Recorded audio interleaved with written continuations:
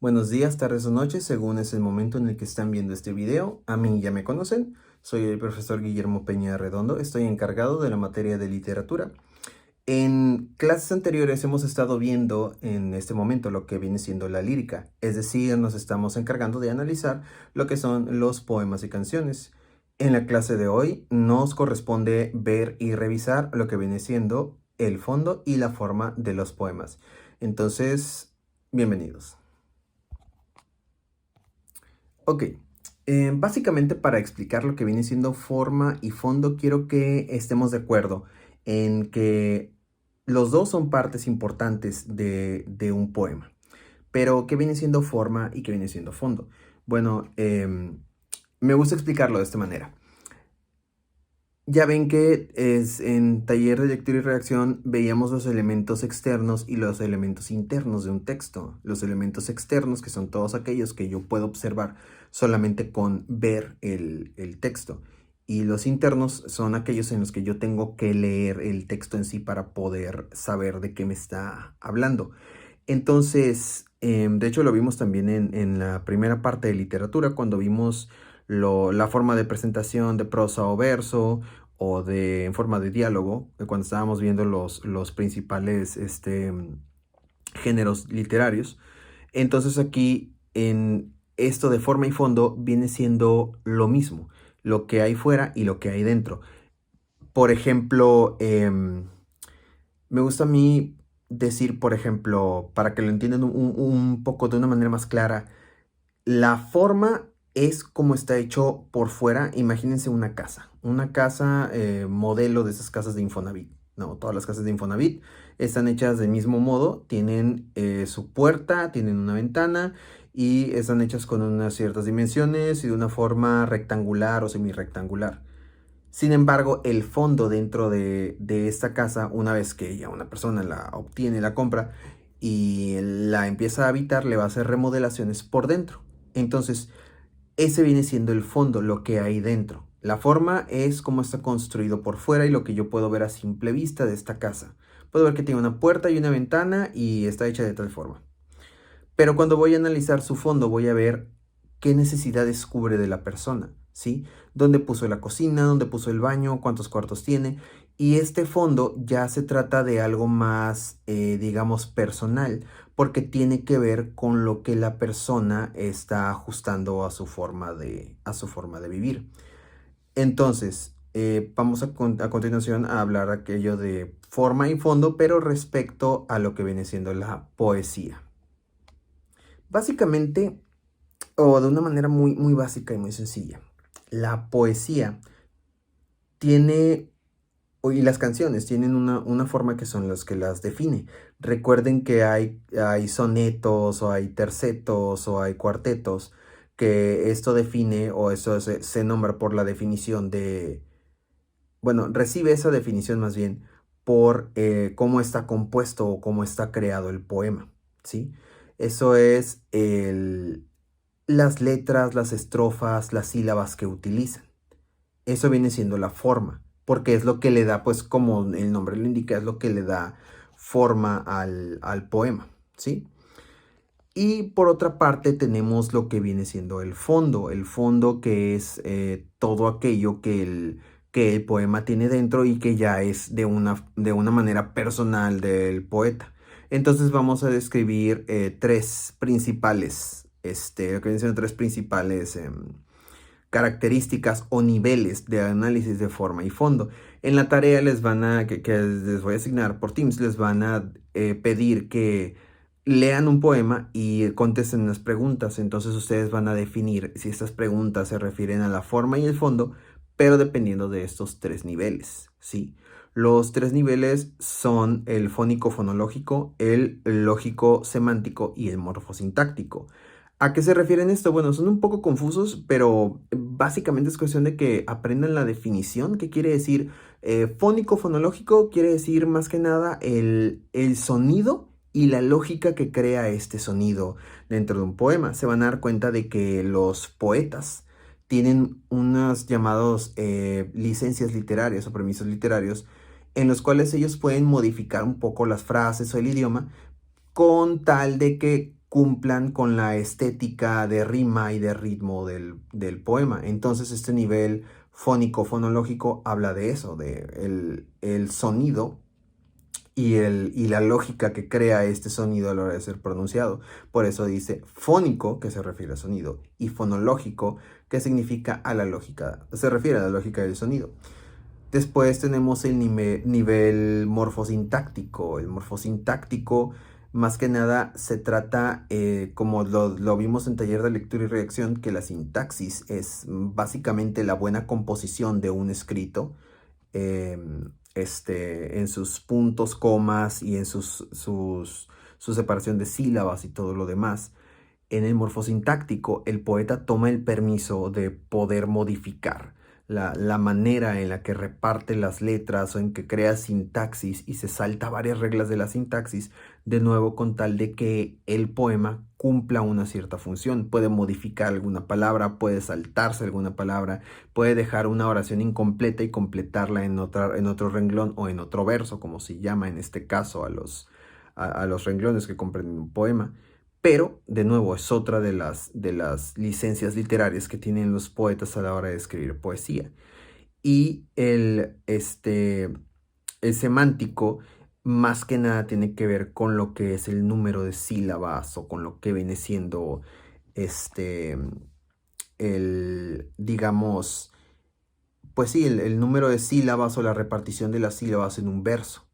Entonces vamos a analizar, ahorita les voy a explicar un poco más en qué consiste cada uno de ellos, ayudándome, apoyándome como la vez anterior de la guía didáctica, para que ustedes les quede un poco más claro lo que viene siendo estos tres niveles, ¿ok? Entonces vamos allá para ver en qué consiste cada uno de estos niveles. Ok, aquí tenemos ya lo que viene siendo la lectura. Esta es la lectura 3 de su guía didáctica. Déjenme ver más o menos en qué página estamos. La lectura 3. Esta lectura viene en la página 35. Y como pueden ver, aquí tenemos lo que vienen siendo nuestros tres niveles de análisis de fondo y forma en los textos líricos. Dice el libro, analizar un texto lírico puede hacerse desde tres niveles que se revisan en forma separada pero vinculados en un poema. Al escribir, el autor elige determinados elementos de cada nivel para lograr el efecto deseado en su obra.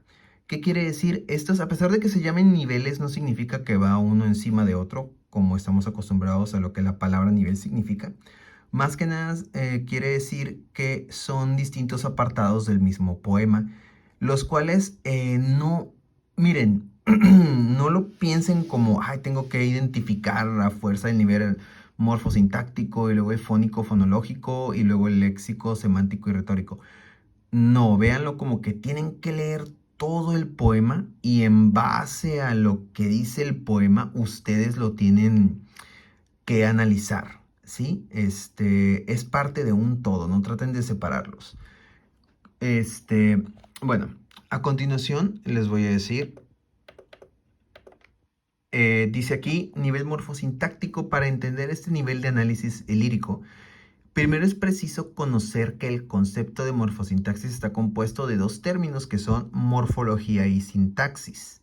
De acuerdo a la gramática española, la morfología se refiere a la estructura y al tipo de palabras, nombres, pronombres, adjetivos, etc., así como las respectivas modificaciones de género, número y caso que sufre cada uno de los tipos de palabras dentro de la oración o enunciado, mientras que la sintaxis hace referencia a la función que cumple o tiene cada una de las palabras en la oración, si es un sujeto, un complemento, un adverbio.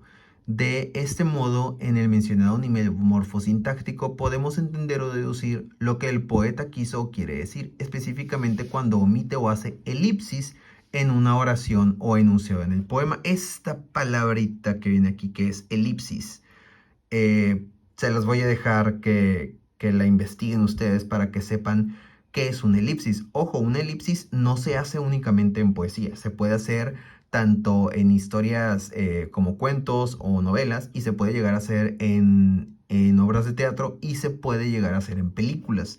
De hecho, cuando ustedes entienden lo que es la palabra elipsis, cada vez que estén viendo una película dicen, ah, mira, esa es una elipsis. Básicamente es un traslado o una forma de acortar camino de una parte a otra. Eso viene siendo una elipsis, ¿sí? Pero voy a dejar porque pues siento que es una definición muy simplista la que estoy dando yo. Mejor investiguen ustedes para que les dé una explicación más completa. Es la fuente que utilicen ustedes. ¿Ok? Entonces, nuestro nivel morfosintáctico básicamente habla de cómo el poeta va a cambiar las palabras, los géneros y va a modificar toda la sintaxis solamente para que su poema cumpla con el objetivo de estética que quiere lograr. ¿Sí? A veces va a cortar palabras, a veces va a quitar palabras. Por ejemplo, en el ejemplo que viene aquí que dice, niña hermosa de cabellos de oro. La oración anterior escrita completamente puede quedar como la niña es hermosa y tiene sus cabellos de oro. La palabra la, es y tiene sus color se omiten. Sin embargo, la oración se entiende. A pesar de que la oración está incompleta, estamos entendiendo lo que quiere decir porque está quitando algunos artículos y pronombres, ¿sí? En una sintaxis de un resumen o de un escrito, de digamos, un cuento, eso sería no tanto permisible, porque estarías quitando artículos, estarías quitando pronombres. Sin embargo, como es un poema y estamos analizando el nivel morfosintáctico en el cual se modifica la escritura, entonces es permisible. Este es el nivel morfosintáctico, el que nos habla de cómo modificamos la sintaxis o nos saltamos muchas de las reglas de sintaxis para, para poder cumplir con el objetivo del poema. Ojo, no quiere decir que voy a ser poeta y voy a poder escribir como yo quiera y al cabo es nivel morfosintáctico. No, para poder romper las reglas adecuadamente, primero tienes que saber las reglas al pie de la letra. ¿Ok? Entonces, vamos a la explicación del siguiente nivel. Este nivel, el siguiente que vamos a ver, es el nivel fónico-fonológico. Aquí dice, se refiere a los sonidos y los fonemas que encontramos en la expresión sonora del poema, como son la métrica, la rima y el ritmo, en los cuales se basa la expresión del poema para afianzar y articular su significado. En este nivel encontramos lo que viene siendo la métrica, lo cual es la medida que se aplica a las palabras organizadas en versos, el cual se define por el número de sílabas que lo conforman. En nuestro idioma, los versos se clasifican de acuerdo al número de sílabas que presentan, tal como se aprecia en la siguiente tabla. Entonces, aquí te está diciendo que dependiendo del número de sílabas que presenta un verso, va a recibir un nombre y viene un cuadro en el cual viene el nombre especificado de cada uno de los versos dependiendo de las sílabas que tengan. Si se fijan, todos dicen sílabo. Bisílabo quiere decir dos sílabas. Trisílabo, tres. Tetrasílabo, cuatro. Pentasílabo, cinco. Y así sucesivamente.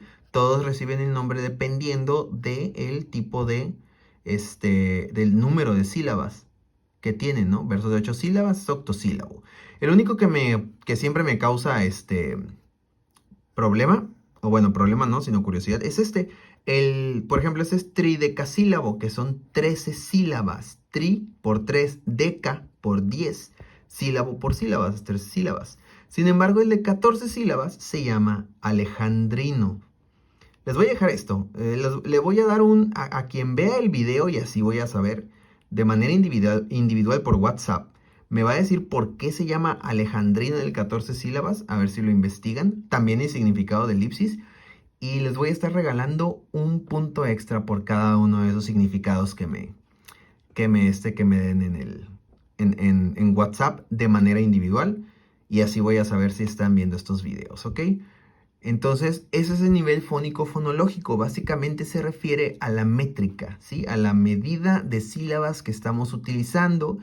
Y bien explicado acá, otra de las licencias literarias, que es el número de versos que tiene cada uno que debe tener cada uno de los, el número de sílabas que debe tener cada uno de los versos.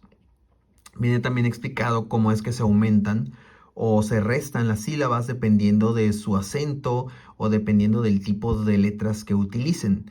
Pero básicamente nuestro nivel fónico fonológico se refiere a el sonido de fonemas que utiliza el poeta. ¿Ok?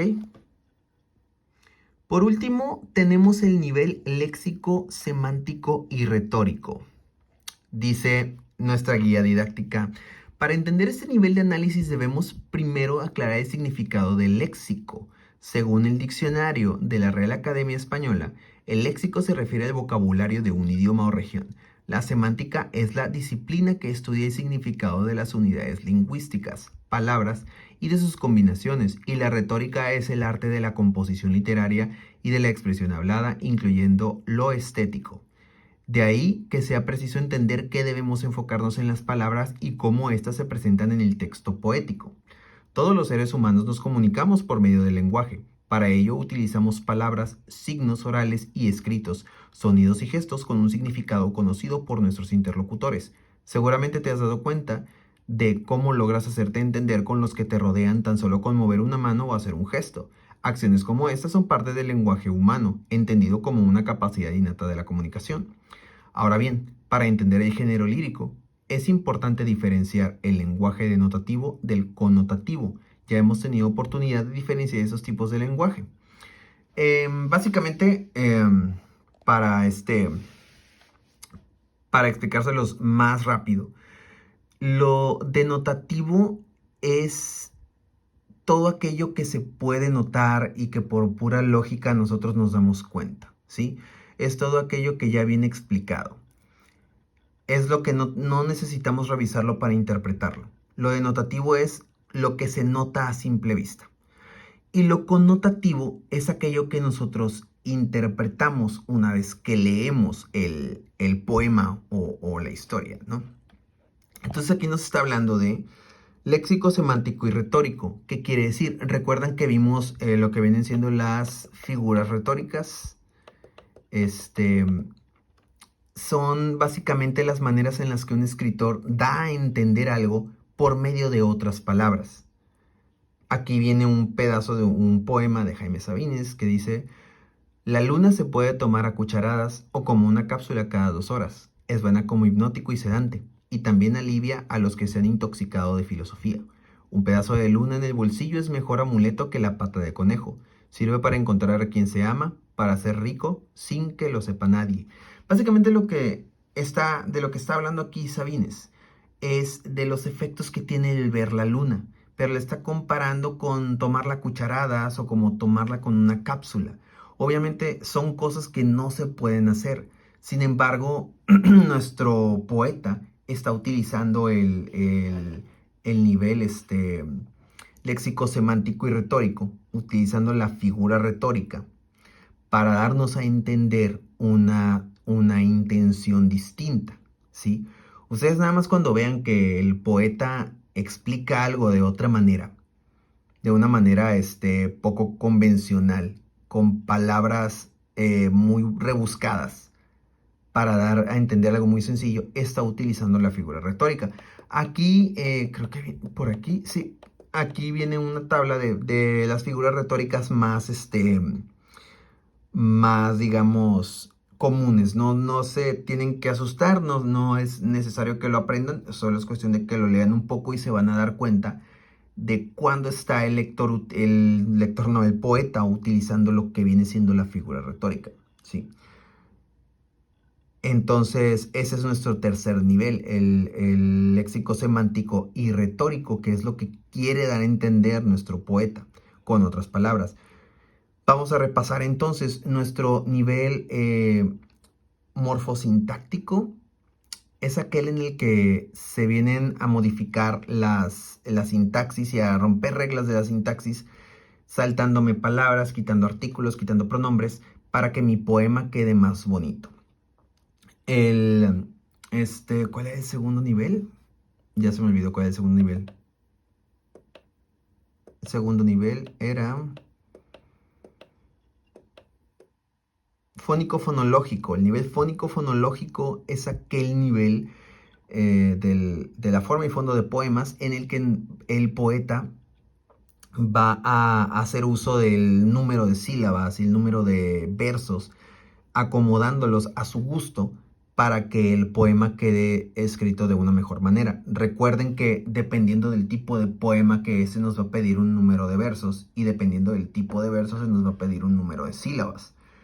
Si hablan de sílabas y de versos, entonces están hablando de nivel fónico-fonológico. Y finalmente, nuestro último nivel viene siendo el léxico semántico y retórico, en el cual nuestro poeta nos está queriendo dar a entender, léxico semántico y retórico, en el cual nuestro poeta nos está queriendo dar a entender las cosas de una manera rebuscada, o, aunque sea redundante, de una manera un tanto cuanto más poética, ¿sí? Entonces, su tarea va a consistir en lo siguiente. Arriba de estas preguntas viene un poema. Y nada más es responder 3 preguntas sencillas, aparte de las 2 que ya les dejé yo, que van a ser para puntos extra para los que vean el video. Responden esas preguntas y luego les va a decir a qué nivel pertenece cada una, y van a hacer aquí la relación. Si la pregunta 1 pertenece al léxico semántico, o al morfosintáctico, o al fónico-fonológico, dependiendo de lo que se esté preguntando o de lo que les esté hablando la pregunta. Es una tarea bastante sencilla. Realmente el análisis de forma y fondo de poemas es mucho más complicado que esta tarea.